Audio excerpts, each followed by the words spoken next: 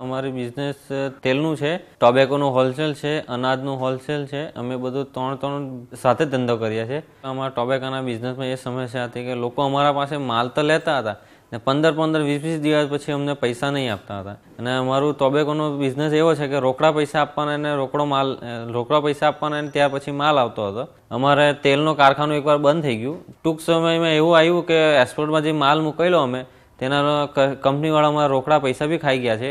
ઓછામાં ઓછા 35-40 લાખ રૂપિયા ડીલર અમારો જે દલાલ હતો તે ખાઈ ગયો છે.